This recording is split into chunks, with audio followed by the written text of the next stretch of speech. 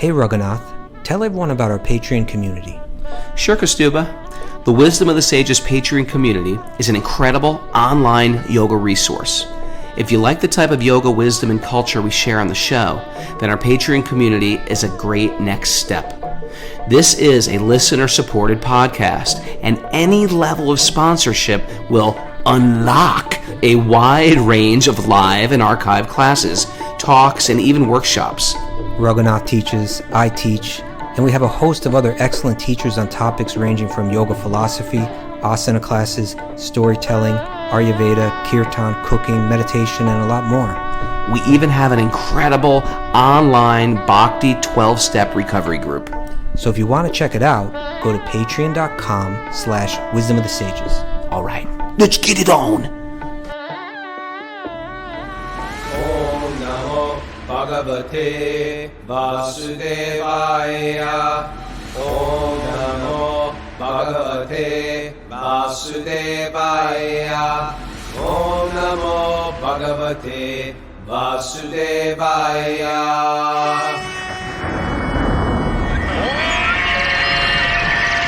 Come on!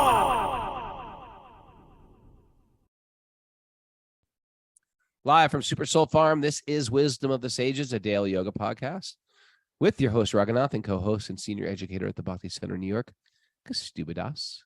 Welcome to the show, everybody. Welcome to Monday. It's Makeover Monday. Whatever you did last week is over. It's a new day.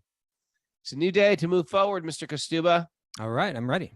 Whatever you did last week is over. All your sinful, horrible, sinful, heinous activities. Good. I'm glad to hear that. Yeah, we just wiped up. We just finished up a really wonderful retreat with the one and only Lori Pag. She's wonderful. Okay. And Brian, the chief, came down, and yeah, it was great. Great people for Kastuba. Great people out there. And people listen to the show that we don't even know. A lot to be happy about, Raghunath. A lot to be happy about. I'm a little sick, though. I'm a little sick. I'm a little wheezy. But you're also just a little bit grumpy this morning. I know. I'm not grumpy. I'm not grumpy. You Sure? know what's worse? When someone goes to you, hey, are you upset? No, I'm fine. Oh, you seem upset. I'm not. You really seem upset. What can I do for you? I'm not upset. Hate that. You know what I realized yesterday, Kastuba, on my japa walk, instead of hearing the holy name, I realized I was never breastfed, and that could be a lot of my problems. No, I'm serious. That generation, maybe you weren't either. Our generation, the doctors were recommended not to breastfeed. You know what that means? That means the first food to enter my mouth was made by Nestle's. Like, is that crazy? Yeah, my granny says him too. That was the trend. It's not good. Yeah. Laura Rubina's blaming all her issues on that too. It's a real thing. I think I could have been taller, smarter, more handsome. And now I'm just stuck with what I got. Thanks a lot, Nestle's. Kastuba, were you breastfed? Let's get to the bottom of this. I really don't know. You don't know that? I kind of assume I was, but I'm not sure. No, you should ask, because we're Generation X. Do you know that? Yeah. Do you know that's what generation? We just missed the baby boomers. I'm aware of the generation in which you and I fall. Are you familiar with the silent generation? Mara's not even Generation X. Okay, Raghunath, you are just squirreling with abandon this morning. Just made millennial. Oh, Mara just made millennials. I think we just made Generation X. We did. My parents were from the Great Generation. Oh yeah. What about your parents? Did they make it there? Or they were the silent generation? I don't think my parents were the Great Generation. No, they were the silent generation. They just did the boomers. My parents were boomers. Your parents were the boomers. Okay, let's move on to Mara at this point, Raghunath, and see if Mara's got any announcements to make. You wondering if I was breastfed, Kastuba? No, let's want to over there. Are you presently breastfeeding anyone? Let's ask everyone. All right. The show tomorrow and Wednesday will be at 8 a.m. Eastern time. Okay, important news. Yes. Jiva G, if you're here, please take note of that. So she writes every morning. She writes me every morning. When's the show? Today, I just did tough love. You're going to have to figure it out on your own. And we have back to recovery group meetings today at 1 o'clock, 2 o'clock, and 9 o'clock Eastern time. Wow. Now there's an important announcement. We have to announce this. We got to start pumping this up. Is that is Issa with us this morning? I saw she was with us earlier. Is she still with us? She was driving fast. Yeah. I wonder if we could get her online right now and she could fill us in. She's like, I'm busy. She's the one that like pulls it all together. Is she here? I'm here. Hey, there we Oh, go. hi, Issa. How are you? Good. How are you? Good. You driving to work? You're driving fast. No, No, not it's really. Driving normal at for a you. proper speed, legal speed. What's a going few on? points with sage groups? Yeah, could you tell us like the schedule and what's happening with that?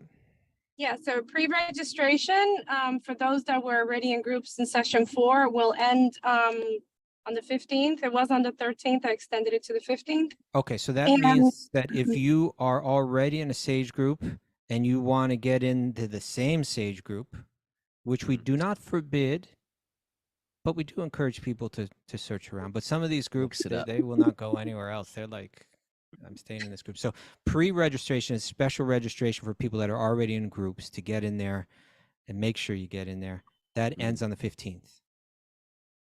Correct. And for people that were in session 4, not like 1, 2, and 3 to rejoin a group. So we want people Oh, in session 4 gotcha. to then want to join into session 5.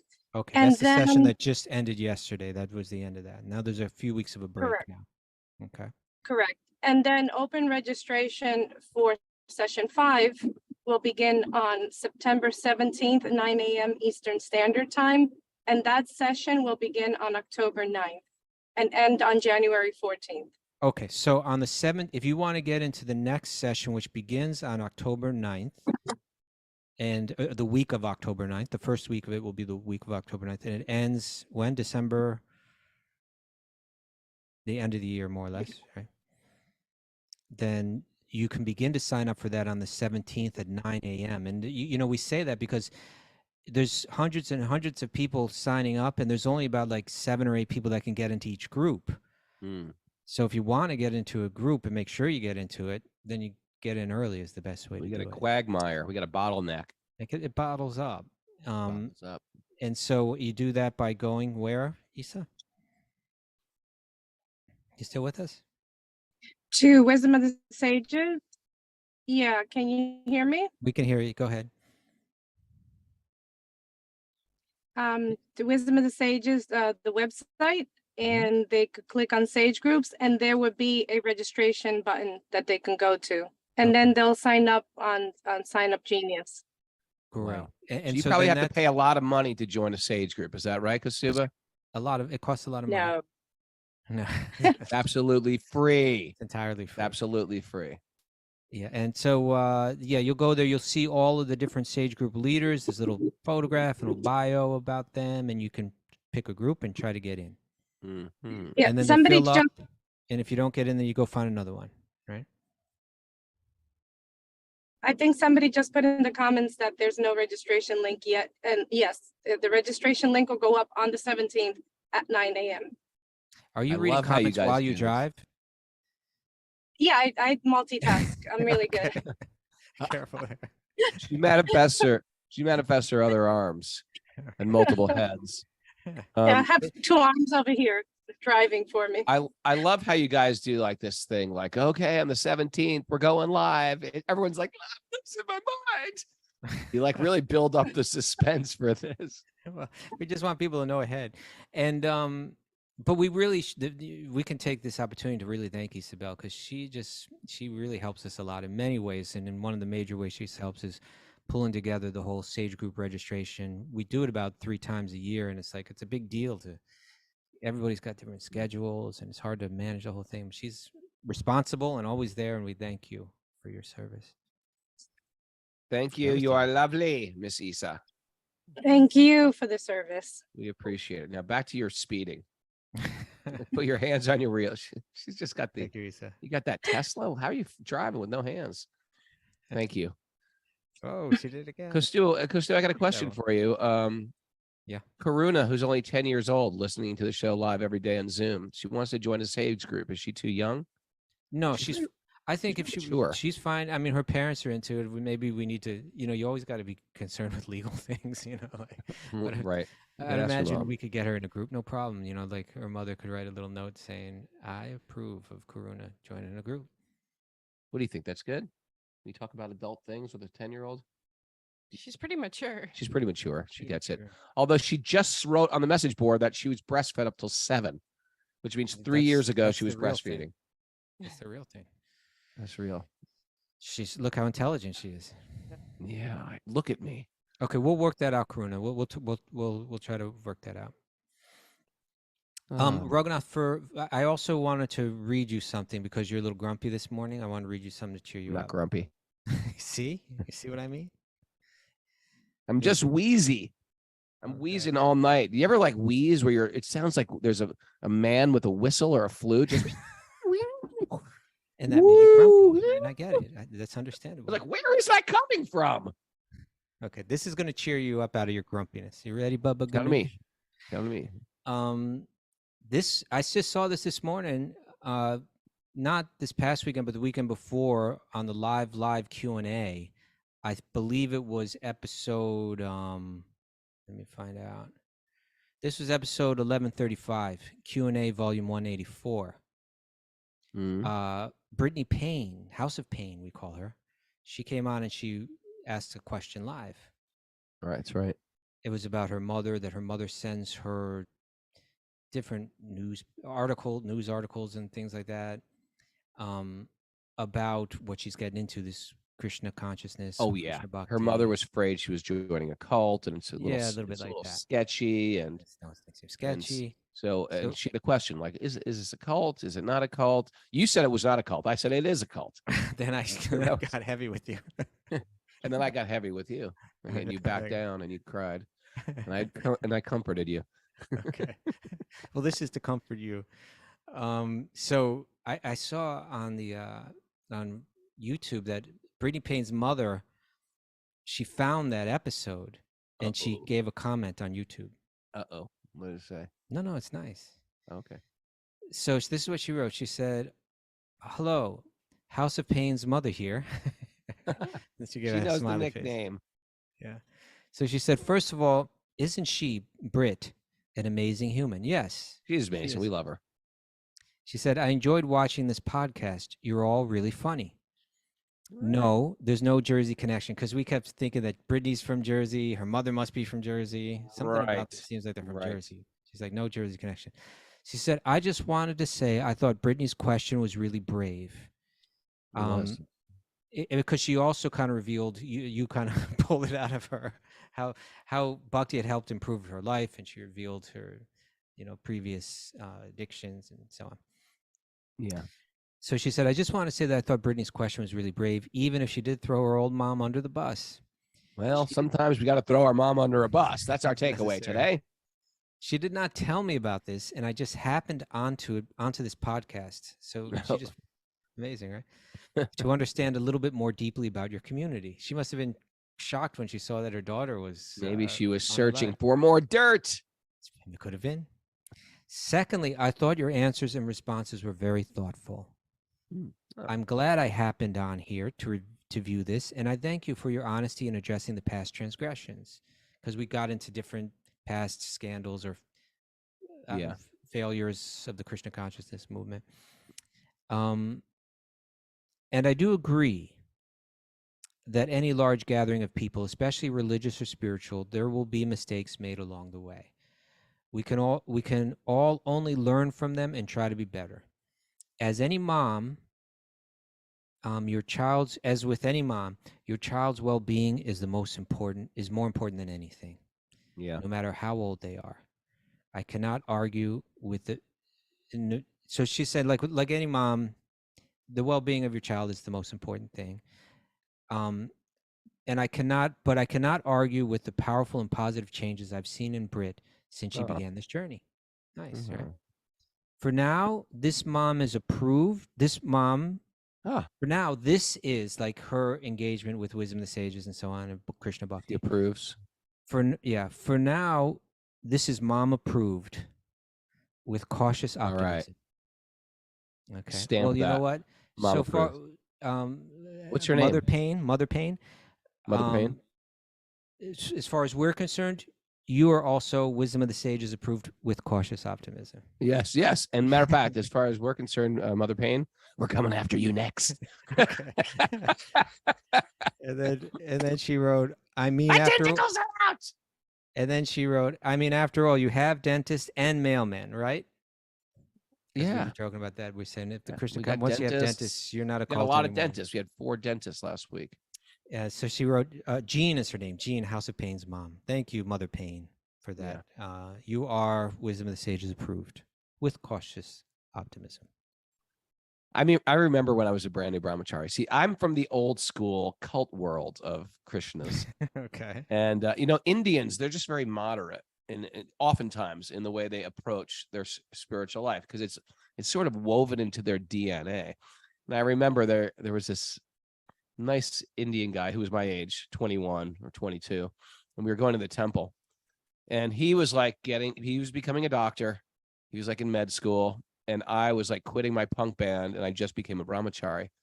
And I was like, what are you doing with your life? You come to this temple every weekend and you're not giving your life to God. He's like, well, I am giving my life to God. I'm just doing it in a different way. I was like, there is no other way. There's one way. Don't you understand? You're waiting for some degree that's going to come down the road.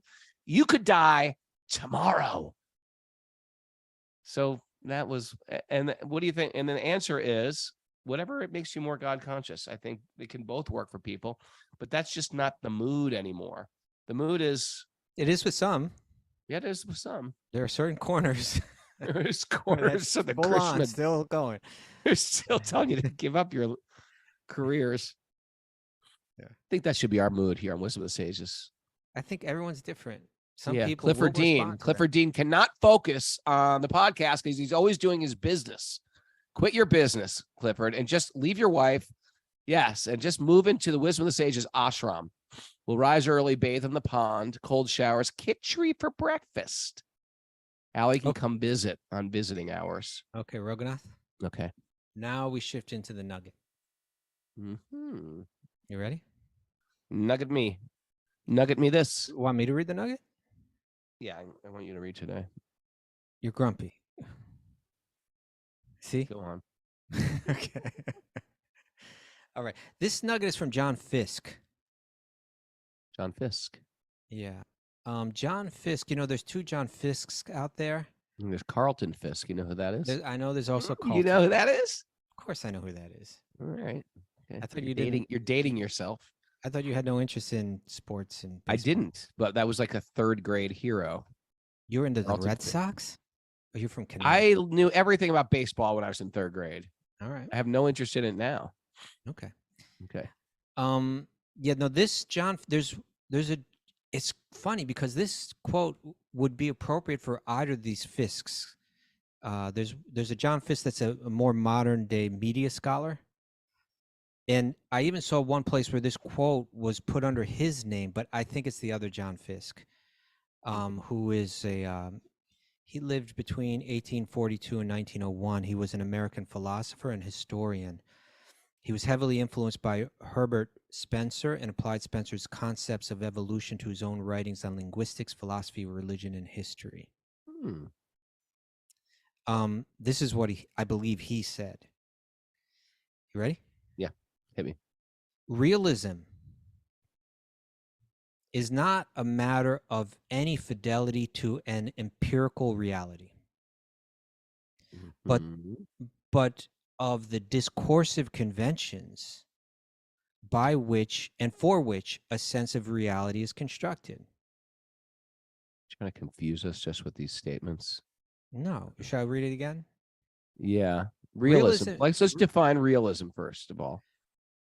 Realism, meaning that there's different ways. There's a whole school of philosophy called realism, but I think in a simple way we can just say having an attitude of accepting any situation as it is and being prepared to deal with that. You understand? Oh, Mara's got something here. Is it a definition? Yeah. Mara's on it. Concern for fact or reality and rejection of the impractical and visionary. Okay. That's another way to Or put it. yeah, the That's theory, it. also the theory or practice of fidelity in art and literature to nature or to real life That's a and different thing. accurate representation without idealization.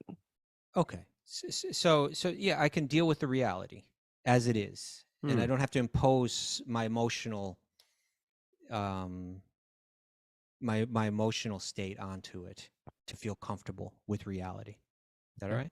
Yep. Okay. So realism is not a matter of any fidelity to an empiric reality. In other words, it's not dependent on saying I only accept what I can understand empirically. Empiric reality is what you're perceiving through your senses. Right. And so it's saying realism isn't dependent on narrowing everything down to that. Yeah. But rather having fidelity to the discursive conventions. In other words, through the dialogue, the discussion, the approaching these topics, a fidelity to the discursive conventions by which and for which a sense of reality is constructed. Let's have honest, clear dialogue. Let's use the different sources of knowledge, including empiric, but not limited to empiric, right? And also including what we can infer, also including testimony. Let's put all these together and see if we can construct a reality through that, right? And I think that's Carlton important. Fiske, deep thinker. Not Carlton, John Fiske. I'd like to hear what Carlton Fiske thinks about reality. I'm not particularly interested in what Carlton Fiske has to say. Would it be about great if one of like these old, particularly because he played for Boston. celebrity? Wouldn't it be great if one of these old celebrity baseball players, Craig Nettles or something like that, Tom Seaver. Tom Seaver. Imagine if they were just like, you know what? I'm into Krishna consciousness too. I got a book in an airport and I really like it. That would be great, wouldn't it? That'd be a great. I sold Bhagavad Gitas to quite a few athletes. I know, but you know what? They don't always go. I'm talking about, okay, they bought I into give you it credit fully? for that. I want them to not just buy it to get rid of you, which sometimes people do. Well, no, sometimes people do stuff like that. Here's $1. Get out of here. Why are you imposing that? Maybe they had a genuine interest. Yeah, right. Okay. Who had a genuine interest that was famous? Probably none of them. No, I don't know. There was Evander Holyfield. Oh, that's pretty interesting. Manute Bol. Okay. David Robinson. No. Hakeem Olajuwon. Hakeem Olajuwon. Many of these people are. There are others too. I don't know. Anyway, not important. All right. Anyway, wouldn't it be great if like Kareem Abdul-Jabbar was like, you know what? Well, Kareem Abdul-Jabbar is. I mean, he was Muslim, obviously, but he was interested in yoga. Eddie Stern taught him yoga. Oh, really? Yeah, and he's quite a spiritual thinker, Kareem Abdul-Jabbar. Very interesting. Yeah. How about the dude from the Smashing Pumpkins? Let's get him on the show. Oh yeah, that singer. Yeah, he's into it. He's into it. Billy Corgan. No, he's into The Journey Home.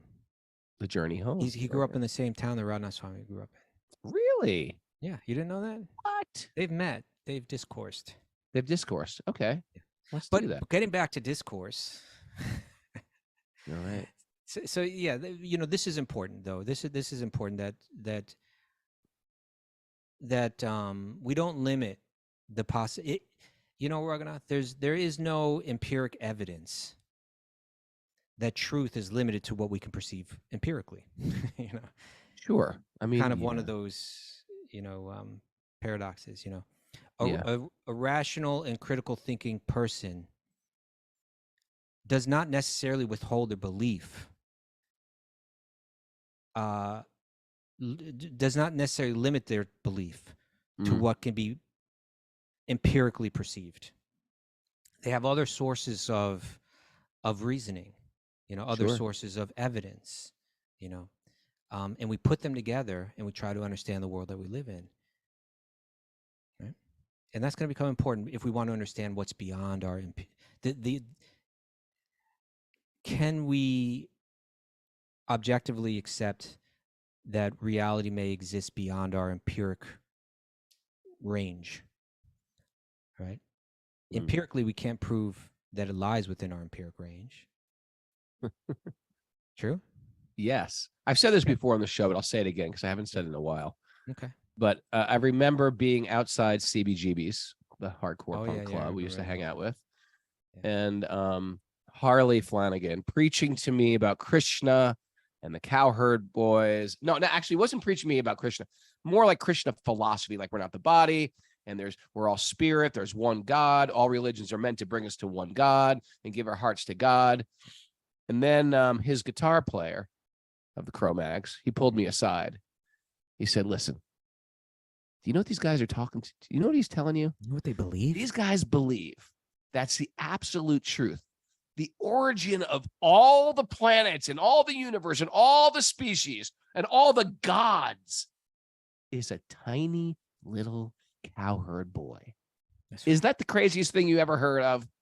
And I thought, yes, but why not? Maybe, maybe.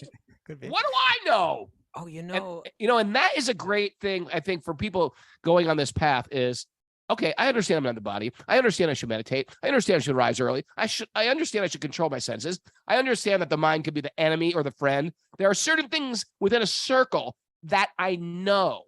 Yeah. And there's certain things I don't know. And I have to accept is I can't know everything, especially if I'm on a road and they say, yeah, 100 miles down the road, there's a waterfall. I don't know. So there's a lot of things in Bhakti that we just won't know now because we're not down the road yet. And I can honestly say, I'm sure you can too. Yeah. As we've gone on the road, we're like, oh, this is true. Oh, they said this and this is true. So there's a lot of things in that initial circle that we did understand. Going on the journey, oh, that makes sense. Now that makes sense. There's still some things that don't make sense. I still haven't seen Krishna face to face and high-fived him. But I will say this, to come up with this conclusion of like, could be, I don't know, because I don't know everything. And I think that's a very healthy thing to subjective. State. Yeah, subjective. I don't know everything, and I can't necessarily know anything. Matter of fact, I can't even see Krishna without the mercy of Krishna. Isn't that interesting? Well, you see, that's a very interesting point you just brought up, Raghunath. Because what these texts are telling us is that there's different ways of gaining knowledge. One is direct perception, one is inference, one is testimony.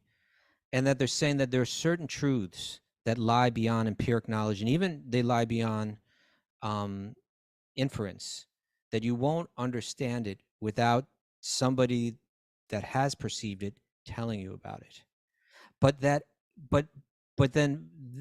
they open you up to a practice by which your perception will expand, so that what you're told at one point, like for instance, God is a blue cowherd boy, that's something that in the beginning you can only accept with through testimony. Yeah. That gradually through inference, you begin, your faith in that will deepen, and it could even become a complete conviction. And then eventually, even that, as you change, as you could say your mind or your heart changes, more opens up, and you can actually perceive that directly through your senses, right? And this is just an interesting way to think about things. It's like the very idea that what we can know of this universe has to do with the state of our heart. It's right? Not any type of like academic credential you have. It's not you being at the top of your class, and not you being brilliant or a prodigy. It's got to do with the mercy of Krishna's mercy. He can reveal himself to anybody he wants. There is no material qualification. There's a spiritual qualification of your heart, and then Krishna can just flip it. And now, if we go into this whole thing, like could be, see, we come from a world where things have to have a beginning, a middle, and an end. It's a very formulated world view because we live in a world where there's a beginning, a middle, and an end. We can't understand That's right. eternality. So we're used And I love when people say, well, agriculture started in 9,000 years ago. No. How do you know? You know what I mean? Yeah, It's like, I'm well, with we you. figured it out. There was like a planet. I got news for you. We don't know anything. We don't know. And if you and you read it in some book, and then everybody's just speculating. The guy that you read it from, because now you know it because you read it in some book, that's been challenged already. And then they accept it as fact and they teach it as truth, but it's still all speculation. Yeah. We say yeah. agriculture is eternal. We do. But Right? Even like the Bhagavad Gita, in the Bhagavad Gita, Krishna's in the 13th chapter, he's going to say that he's going to talk about knowledge and the means of knowledge. And he says, he begins to list like these virtues that expand your perception, that expand your knowledge, that expand your understanding. Humility, pridelessness, nonviolence, tolerance, simplicity. Like, right off the bat, these virtues are going to help you. If you have no pride, I mean, if you're full of pride, if you have no humility, if you're violent, if you're intolerant, your mind is not in a place to understand truth. You're ruled by your attachments. You see things through them, through the lens of them. So by letting go of these, you begin to be able to perceive things more clearly. Then he says, approaching a bona fide spiritual master, someone that can train you in this, that can give testimony, that can also train you in these virtues: cleanliness, steadiness, self-control, renunciation of the objects of the senses, absence of falsehood. It gives this whole long list. These things will open you up to understanding reality more clearly. Otherwise, I can help you. I can help you, Mara. I can help you. Me or Mara? Work through your darkness. Okay. So why don't we jump in here, Raghunath? Because we've been yakking away for a while. But the first verse is going to be on this point. Text 23. It's Prajapati Daksha. What? That's right. But why don't we have our munchers? I know. I was going to say Okay. 23, and then the invocations. Okay. Narayanam namaskritya naram chaiva narottamam devim saraswatim vyasam tato jayamudirayat. Before reciting the Srimad Bhagavatam, which is every means of conquest, one should offer respectful obeisances to the Supreme Lord Narayan, unto Narayan Rishi, the supermost human being, to Mother Saraswati, the goddess of learning, and to Srila Vyasadeva, the author. Nasta prayeshva bhadreshu nityam bhagavat sevaya bhagavati uttama Bhaktir Bhavati Naishtaki, by regular attendance in classes in the Bhagavatam, and by rendering service to the pure devotees. All that is troublesome to the heart will become eradicated, and loving service to the Supreme Lord, who is praised with transcendental songs, will be established as an irrevocable fact. Om Jnana Tamarandasya, Jnananjana Shalakaya Chaksurun Minatam Nyena, Tasmai Shri Gurave Namaha. I was born in the darkness of ignorance, and my teachers are opening my eyes to the torchlight of knowledge. I offer my obeisances at their lotus feet. Okay. Reading from, the 6th chapter. 6th canto. 6th canto, rather, chapter 4, text 23. Correct. Prajapati Daksha. So this is the beginning of the Hansaguya prayers right here. Yeah. Okay, this is this deeply religious... secret swan prayers. Secret swan. I wonder what that means. Let's translate it.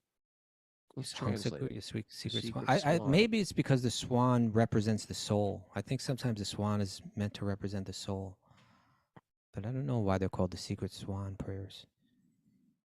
Here we go. All right. The Supreme Person, this is Daksha, and he had an English accent.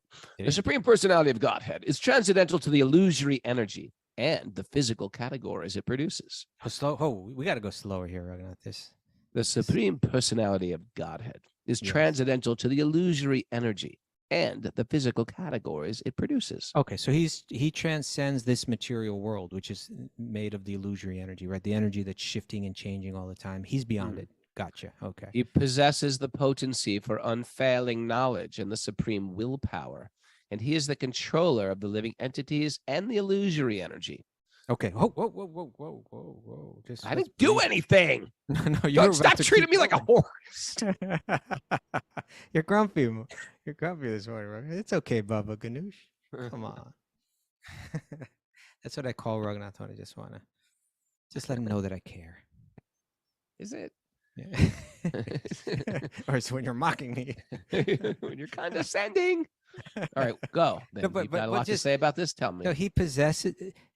Sometimes like Raghunath, you are in your field in your very narrow field Of expertise. of straight edge hardcore, right? Yes. Like your band is pretty much. I mean, I don't think anyone but maybe Minor Threat could like claim, like to represent it more, right? Al Baril, SSD. Yeah, but okay, whatever, you could go there. Whatever. You could go there, but yeah, I mean, you're certainly right up there. I'm up there. I mean, And now if I'm not Jesus, I'm like John the Baptist or something. Okay, Peter, something like that. Yeah, Judas. No, just kidding. maybe Judas. Okay, but now say like there was someone in a band that just started like a new straight edge band, like just out of nowhere, hardly anybody knows them, Yeah. and they meet you, and you say something like, "Hey, I like your band," right? Mm-hmm. And then they say something like, "Oh yeah, but we're nothing compared to youth of today. I mean, we're like you're the real thing. Like sometimes when you're meeting someone that is greater than you in some way, yeah, then you kind of like to build that relationship, you demonstrate to them, I understand we're in different categories. Right. I understand we're in different categories. There's a hierarchy. You guys have done it all. You've inspired me. I was nobody. I heard your record, and now I got so inspired. I owe it all to you. And if someone says that to you, it kind of it affects the way that you think about them, right? Probably you feel immediately a sense of affection for them. Yep. Rather than a sense of competition coming from them. Yeah, they're coming in meek. Yeah. And so in this kind of prayer here, in a sense that's being established, Lord Vishnu, you're of another category than me, and I understand that, right? You possess the potency of unfailing knowledge. I don't. You've got supreme willpower. I don't. You are another category, and I've accepted that, and I'm happy with that. That's no, you're the controller of the living entities and the illusory energy. I'm not. I'm one of those that gets controlled, Okay, please continue, Robert. The conditioned souls who have accepted this material manifestation as everything cannot see him, for he is above the evidence of the experimental knowledge. Okay. Right? Can't just see him. Self-evident and self-sufficient. He is not caused by any superior cause. Let me offer my respectful obeisances unto him. It's amazing how much philosophy they can shove into a prayer. It's like, into one verse of a prayer. It's a prayer, but it's so deep. You could write philosophical books about this prayer. Yes. And as a matter of fact, we're reading from one right now. That's what we're doing. Don't make me laugh. I can't stop coughing. So, this is, there's a term, sambhanda jnana, right? Sambhanda jnana, meaning jnana means knowledge, and sambhanda jnana means knowledge of the sambhanda, right? Of the relationship. There's certain connection, certain relationship, right? I understand our relationship. And in order to approach bhakti, it begins with sambandha jnana. If you don't have the sambandha jnana, if you don't understand, and this, just even saying this stuff like triggers people, right? Like, I'm triggered. That's because you're grumpy this morning, right? That's okay. I'm triggered and grumpy. We're triggered and grumpy from Bayonne. All right. But we need to if I do not understand, sometimes people mess with people kind of like say, yeah, I'm into bhakti because they saw some kirtan and they break out their djembe and they're like saying, yeah, I mean, you are djembe shaming right now. There are a lot of percussionists in bhakti that don't like the djembe. I know that I wasn't even meaning to go there. I was just trying to paint more like a hippie-ish kind of picture or something like that. Sure. Where people say I'm into bhakti, but they actually don't have this sambandha jnana. Right? They might think I am God. Right? They may subscribe to that kind of impersonalist philosophy, monistic philosophy. But the great acharyas in the various lineages of bhakti have made it clear that it begins with the practice won't endure and won't be effective without sambhanda jnana, without understanding that you're God, I'm not. You're in a different category than me. You're the root, I'm the leaf. I'm dependent. One is dependent on, what is it? Nityo nityanam, chaitanya chaitananam. Amongst the many conscious living beings, there's one conscious living being. That's you. Amongst the eternal, many eternal beings, there's one eternal being. I'm one of the many. You are the one upon which all the other dependent, which sustains all the others. You are that being, Lord Vishnu, Lord Krishna, like that. And I'm one of the other ones. Okay, that's like the leaf saying to the tree, I'm just one leaf. I'm dependent on you. My well-being, my vitality is dependent on my staying connected with you. Right? From that sambhanda jnana, from that fundamental understanding, true bhakti can be practiced and felt and expressed, right? Otherwise, you're just playing with the externals of it, kind of appropriating them, you could say, right? Without really understanding their application.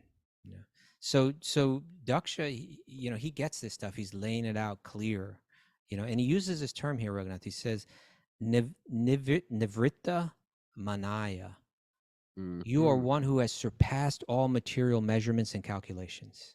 Right? Like, we're not going to see you through the microscope like you're really tiny. It's not going to see you through the telescope.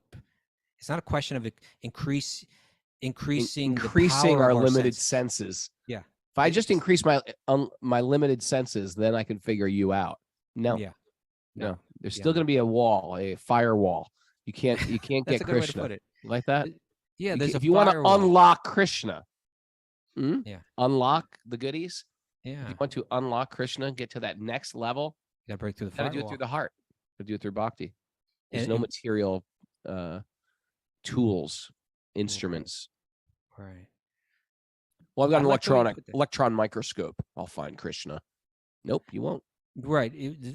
Everybody's trying to break through the firewall. Like the empiricist is trying to do it, but they're convinced that the reality must lie within the empirical realm. Yeah. They recognize that their own senses are limited, therefore they try to extend their senses either through a microscope so they can see what's too small to see with the naked eye, with the telescope, which is something that's too far to see with the naked eye. But what if it's beyond the realm of your limited material eyes, no matter how far you extend it? Sure. It's like the ant on my computer will never know if someone's got a red shirt on, no matter how far. Know? How do you know? I know it. How do you know what that ant knows? Well, my point is, he will never know with his limited senses because he doesn't even have an eyeball. He's got an antenna. You sure? I'm positive. Ants don't have eyes? Mara, you went to private school. Tell him. Ants don't have eyes. They have feelers. They feel things. Are you sure they don't have eyes? Smell things. They're very they're very advanced in their way, but they're limited. And so they'll never understand red, even if they extend their antennas to be like, look what I've created, a microscopic antenna. Mary's got it, the info here. Most ants have 2 large compound eyes. Ow. They also have 2 antennae they use to recognize their nest mates and detect enemies. All right, well, who has no eyes? What about mice? Do they have eyes? 3 blind mice? They have eyes. The blind ones have eyes too, right? The blind Spiders have eyes. Okay, there goes that ant analogy I've been using for years. Well, they do say most ants have horrible vision and are incapable of seeing in high resolution. There you go. Like we can. So, well, we think we see in high resolution, right? Imagine if there was more to Kastuba's face. I just can't focus in on it. There's definitely more, right? Yeah. Very interesting, isn't it? It's very interesting. Like if I take off my glasses, you're a little blurrier. Now imagine if this is all I know you as. If this is all I know you as, then I think that's it. Then that's it. That's it. Why would I think you have this high depth? And then all of a sudden, boop! Wow, it's beautiful. Yeah, it's very beautiful, man. So these texts, they're asking us to think. They're again, it doesn't have to be presented dogmatically. It can be presented as consider this, right? Yes. That a very long time ago, a progenitor, began to glorify the origin of all existence in these terms, and his relationship with him in these terms. Mm-hmm.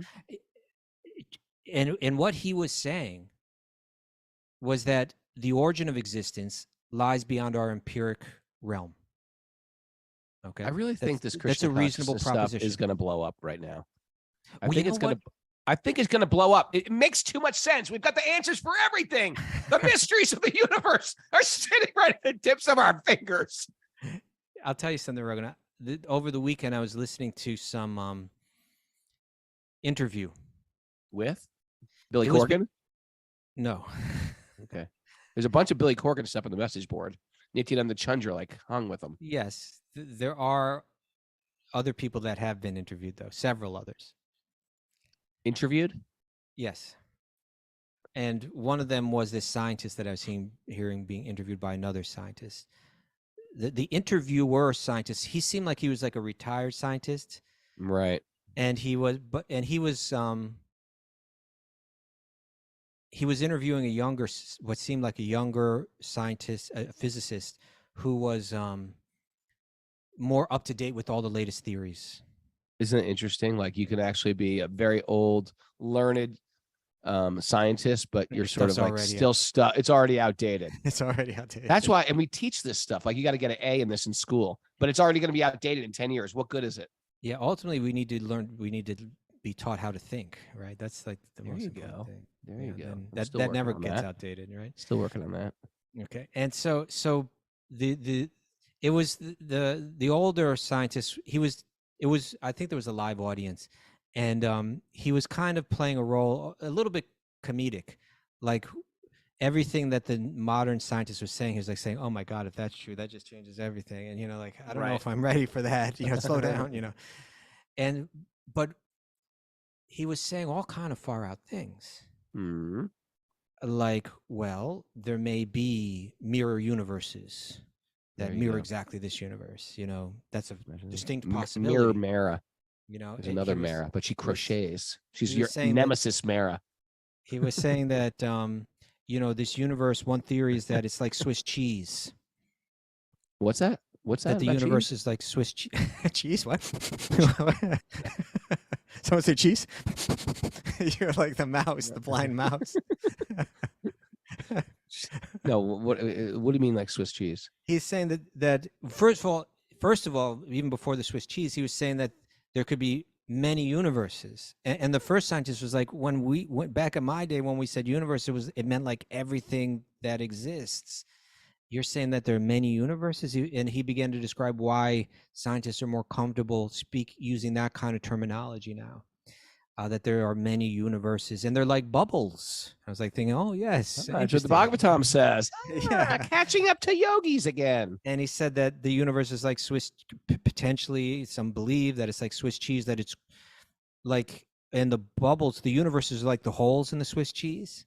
Yes, and that it's expanding at a rate beyond the speed of light, and therefore the holes within the universes are also expanding. Too fast that we can measure them. The rate of expansion. Free will may not exist. He was going on and on, like saying all these different things. But what I appreciated about him and what he was saying, just about what seems to be maybe a trend, is that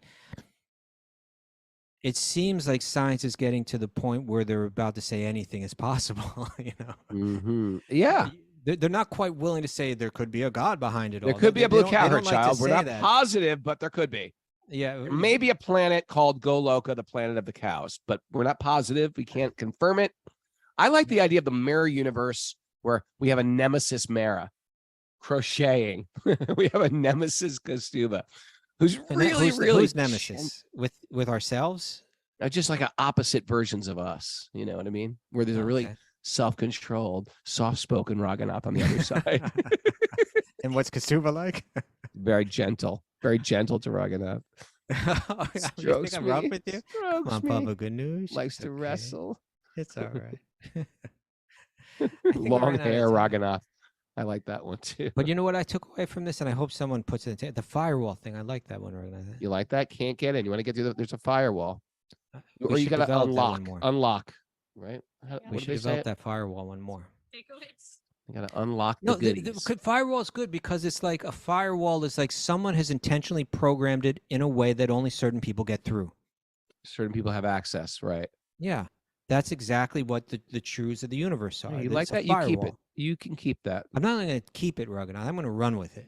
Run with it. Improve upon it. It's yours. Thank you. You're You so don't have to give me any credit. It's so parampara. generous. I hand down to you my wisdom. now hold on. Now you're condescending. You A take second this ago, you were wisdom generous. and give it Now to you're your condescending. disciples. Mary. All right. Oh, it's time. You guys want Already? some takeaways? I really needed this show today. I was in a grumpy mood. You're I'm still better grumpy now. a little bit. I'm It not. I'm hasn't- better. I'm just. Can't I be sick? You see? Do you allow me time to be sick? You don't I get allow you basic time to be days. grumpy all the time. And I try to cheer you up, little Bubba Ganoush. Come on. You are robot man. You have one mood all the time. Happy? Happy robot? Mechanical man. Moving on to our takeaways. Yeah. Can we accept that reality exists beyond our empiric range? Can we? Can we? That's a boring takeaway. Well, now you see that's grumpiness right there. You're talking about someone from their heart. They came forward with this takeaway. Okay. We can't see Krishna without his mercy. It's a firewall. It's a firewall. I'm getting to the firewall. The Except only way to understand this is how Stamba said it. Remember Stamba Prabhu? The only way to understand the absolute truth is by the mercy of the absolute truth. Stumba. Stamba, yeah. Loved him. except that we don't know everything. There you go. Yeah. Simple enough. Yeah. Soften your heart and deepen your faith to expand your perception. Ooh, Open your heart to me. he's coming back. There. That'll cheer him up. You hold the key. Who is that? Don't I don't even take know. a... It's Madonna. Yeah. Oh, that's Madonna. Understand your relationship to God to approach bhakti. Okay. Yep. Unlock Yeah. Krishna through the heart. Turn the key. Key to my, there's got to be a Key to My Heart song. 101ers. Remember them, Roga? That was like the guys from the Sex Pistols. No, Or that The was Joe Clash? Strummer's band before the Clash. Yeah. I had a single. Keys to Your Heart. There's a lot of keys to the heart songs out there. I'm Yeah. sure. There aren't material tools to break the firewall of divinity. There is no material solution. I want to hang with Sting. I got a feeling he'd like me. Yeah, sure. Sure you would. It's like Raghunath. Let's do yoga together. Have some turmeric tea. There could be a little blue cowherd boy at the center of a Swiss cheese universes. I believe there is. Oh no, I know this song. Some oat milk. Some oat milk golden. Some golden milk. Me and Sting sipping oat milk golden milk. Could you see that? Talking can't about see it. life. Trying What's to up with see. Sting? You never hear about him anymore. There's certain people that just disappear Just let him be from the Roga. public. Well, I get that. And then you find they're not alive any longer. Let him be. And Yes. It's hard probably to be a Sting, you know? Everyone, you can't go shopping. You know? You can't do the regular things of life. Maybe that's why you never see him. Yeah. I would move to a different country Roganath, where no one knows you. there's a firewall between you and Sting. Okay. I don't know if you're gonna get through He constructed a firewall. it. You don't get through it. and wisdom of the sages is mother approved. Oh, that's nice. Oh, that's a good one. Yeah. That's a good one. Mother Thank you, approved. Mrs. Payne. Mrs. House of Payne. Well, we are glad we are officially a cult and not a cult. At one point, we've been rated #1 on Apple Podcasts and Mother approved. And mother approved. We should put that Cautiously, stamp with on caution. our podcast. With caution. Approved by cautious mothers. Hey, a lot could go wrong there, Mrs. Payne. There's still room for tragedy. That's part of the material world, isn't it? And that's going to be our closing note for today. There's plenty of room for tragedy. Hare Krishna, let's bring it up a little. It's going to be a beautiful day today, Mr. Kastuba. You're moving Thanks fast. everybody for joining us. You're Thanks everybody for joining us. I want you to cheer up, Kastuba. Can you please cheer up? Everybody's upset why you're not cheering up today. Why are you so grouchy? Why are you so upset? What's the matter? Are you okay? Can I help you? You're just showing your grumpiness all the more. Let me help you. Are you upset about something? Come on, Hey, Grumpus. Wisdom of the Sages retreat at the farm. Woo-hoo. Come, see my stone wall. Embrace I wanna it. see it. Take a photo with it. Take a picture with me and Mara and Kastuba sitting at the stone wall. What do you think about that? You want to hear something crazy, Kastuba? Because of the blackout, I was flicking all these switches. We had a blackout. Flicking all these switches, and I found that I have lights in the back of my house I never knew I had. When the lights went on, these lights in the back of the house went on. And All one of this them time? happens to be right in the corner of our new stone wall. It's almost That's like a I've got Krishna outdoor miracle. lighting. I just had to put new lighting. I had to put new Raghunath. light bulbs in. Raghunath, that's a Krishna miracle. There's a lot of Krishna miracles happening. That means that Krishna is so pleased with your stone wall. Never before was he interested in revealing this to you. There was a firewall between you and those lights. Krishna removed that firewall and said, "Let there be light upon your stone wall." City boy, I want you to come and experience. I want you to experience holding rocks, holding stones, communing with them. Raghunath, Asking you don't get them. it every day. No. You got to ask them, where would you like to be for the next 3,000 years? I don't consider myself. I honor the rock so much, I don't move it. I don't even ask it. I let it be where it wants to be. You know what? We are curators. We are, what's the word? Stewards of rocks. Are we? We don't, Are they we don't stewards of abuse us? them. We don't abuse them. We Raghunath, in the beginning, we think steward that them. We do we're that the, with plants. we're the steward of the rock, but have as to give you a. when you come through the firewall and deeply understand it, you realize they're stewards to us. Try to understand. Look, Maturananda is going to see Sting. For 550 kroners, he has bought a Sting ticket in the How much is a front krona? row. So him and his daughter, Neela, can jump on stage and sing along with Living in the Material World.